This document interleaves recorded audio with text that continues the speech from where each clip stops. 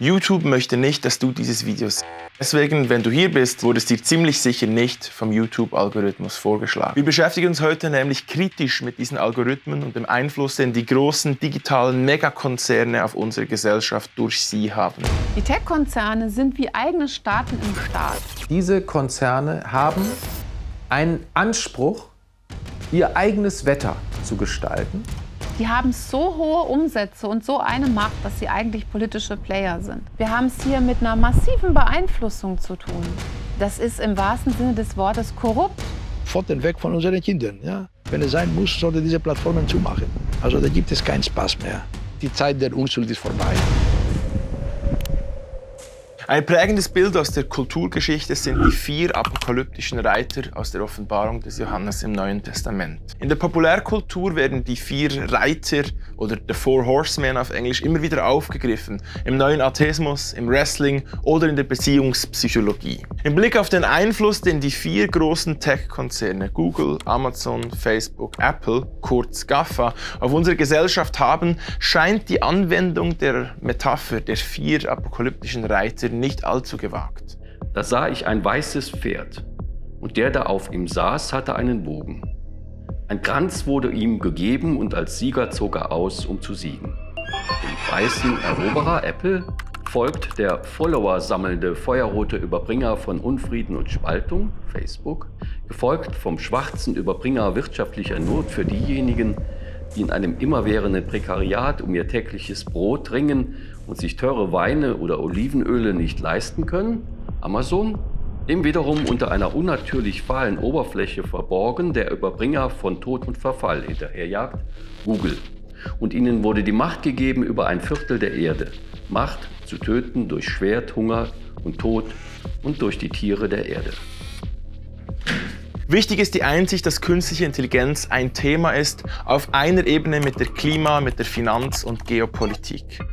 Das ist nicht nur ein Spezialthema für Nerds, die sich für Technologie interessieren, sondern hat einen Einfluss auf uns, auf unsere Gesellschaft, unsere Kultur gewonnen, den wir ins Auge fassen müssen. Deswegen haben 28 Vertreterinnen und Vertreter aus Politik, Wirtschaft, Recht und nicht zuletzt der Technologiebranche sich zusammengetan und ein Manifest geschrieben. Das Manifest ist eine Kampfansage an die großen Technologiekonzerne, weil diese die Fundamente von Demokratie und Rechtsstaatlichkeit bedrohen. Wir haben uns mit 4 Drahtziehern aus dieser Gruppe in Wien und Brüssel zu einem Gespräch getroffen. Erstens mal sind es Firmen, die wirklich unbegrenzte Mittel aufwenden können, um Meinung zu bilden. Das tun sie durch große Lobbybüros in Washington, in Brüssel und in allen Hauptstädten. Das sind aber Strukturen, die finden nicht so ein bisschen hier mal am Rande statt. Für die Datenschutzgrundverordnung allein wurden 2000 Lobbyisten in Brüssel eingestellt, neu.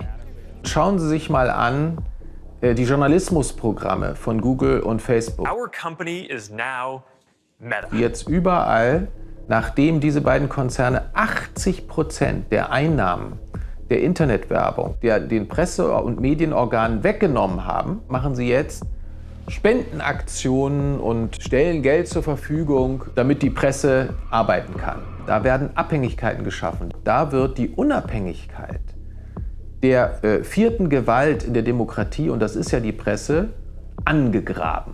Und wir müssen wirklich aufpassen, dass es noch Lehrstühle gibt, die sich mit der Frage Internet und Gesellschaft befassen, die nicht auf die eine oder andere Weise Geld von diesen Konzernen bekommen.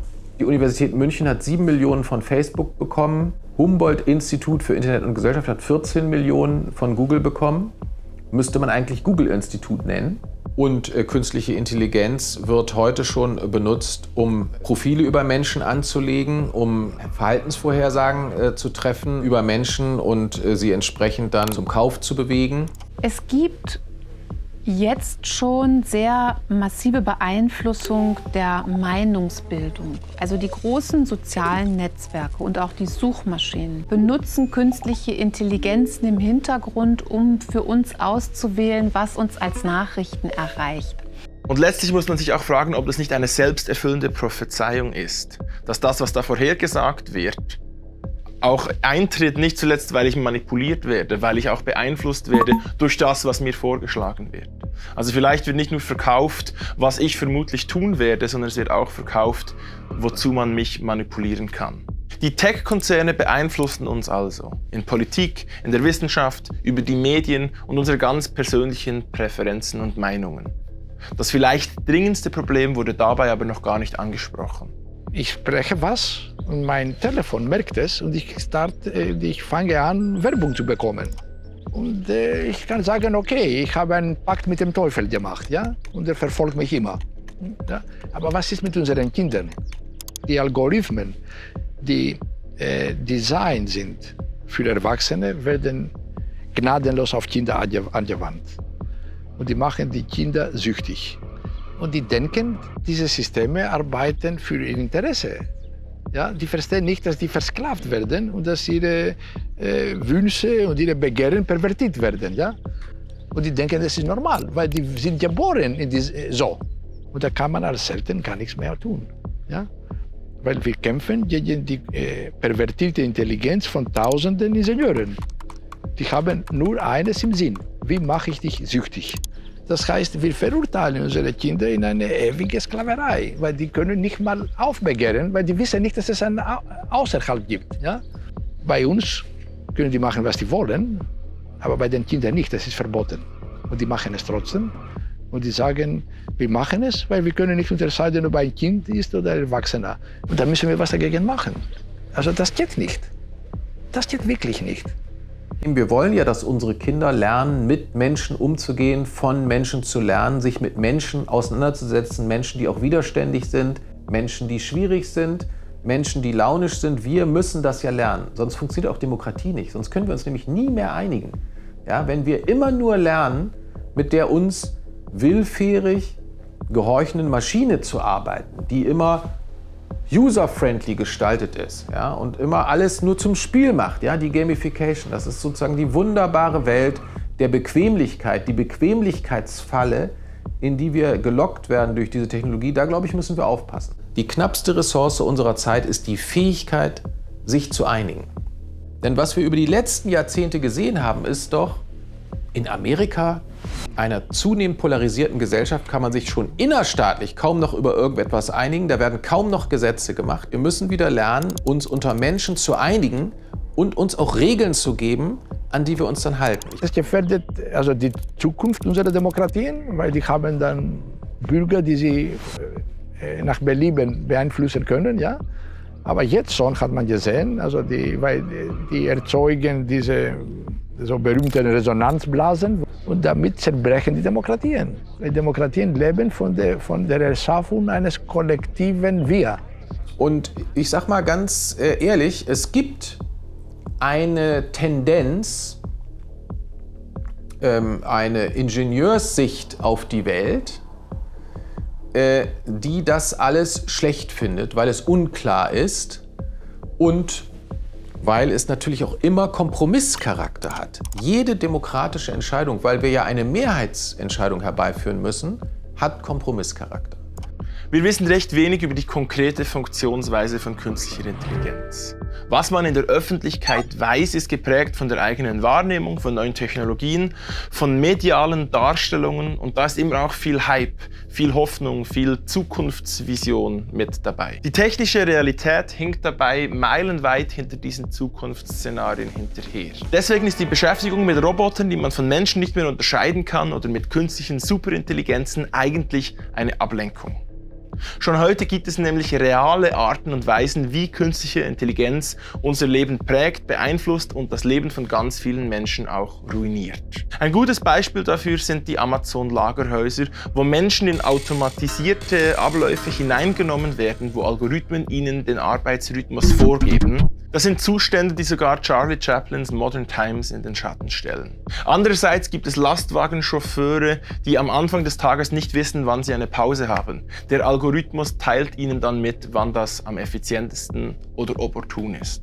Die ganze Problematik von Clickworkern ist dabei noch gar nicht erwähnt. Der Begriff künstliche Intelligenz lenkt uns von diesen realen Herausforderungen in der Gegenwart ab, indem er uns eine bessere Zukunft verkauft. I think the term AI was invented in 1956 by McCarthy And from the transcripts of that Dartmouth conference, you can see that many of the founding fathers did not agree with that term. They said, why not do complex information processing? But then McCarthy and others said, yeah, we're talking about getting funded for this project. They had written a project, and they said, if we want to get funded, we need to have a term that is, let's say, sexy, we would say these days. So they invented the term artificial intelligence because it's very speculative. It's imaginative. It's everything that PR is. I think we might have been saved from a lot of things if the term complex information processing was chosen, because that's a very boring term. And I think it much better describes what these systems do. Mit dem Begriff künstliche Intelligenz verbindet sich eben ja leider nicht nur ein autonomes System mit vielen Daten, was der Informatiker darunter versteht. Der Begriff beflügelt unsere Fantasie. Unser gesamter Fortschritt wird kanalisiert hin auf diese Idee einer künstlichen Intelligenz, die eigentlich sogar so weit gedacht wird, dass man glaubt, sie könnte den Menschen überholen. Sie könnte die nächste Evolutionsstufe für den Menschen sein.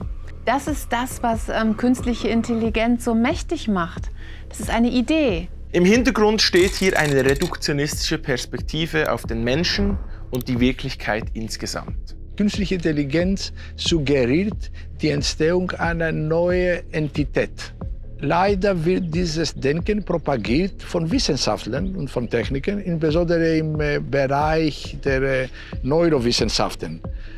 Weil indem sie versuchen, unser Gehirn zu verstehen und indem sie es mit einem Computer vergleichen, reduzieren sie unsere Intelligenz auf Computerfunktionen. Und ich halte nichts davon. Und da muss man sich wirklich mal das verbieten. Also, dass wir anthropomorphische Merkmale an Maschinen überträgt. Die können nichts lernen. Die sind nicht intelligent. Man soll den Menschen, die das propagieren, wirklich scharf entgegnen, finde ich. Also, man kann sie nicht mehr als Helden der Wissenschaft betrachten, sondern als gefährlichen Reduktionisten. Ja? Und das hat Auswirkungen auch politisch. Ja, wenn man die Menschen zu Maschinen reduziert, dann kann man die leichter beherrschen, auch politisch. Ja? Das ist nicht unschuldig. Man muss das wirklich bekämpfen, argumentativ. Aber das reicht nicht. Was können wir also konkret tun, um der Herausforderung von künstlicher Intelligenz zu begegnen? Wir sind in einem frühen Stadium der Anwendung dieser Technologie und deshalb ist es gut, dass wir da jetzt eine ganz klare Sprache sprechen und dass diejenigen, die verkaufen wollen, wissen, dass es Anforderungen gibt an diese Programme, sonst können sie nicht gekauft werden. Die Tech-Konzerne, von denen wir ja reden, haben ja fundamental zwei große Absatzmärkte, in denen sie wirklich die Kontrolle über die Technologie haben, und das ist Amerika und Europa. Und wenn sich hier also die Regierungen an der Stelle strategisch zusammenschließen, um in diesem speziellen Bereich gegen die Tech-Monopolisten vorzugehen, könnte das durchaus sinnvoll sein. People often say to me, I can drive a car. I don't want to know how the engine works. And I've been driving a car for a long time, so we don't need to know how this works.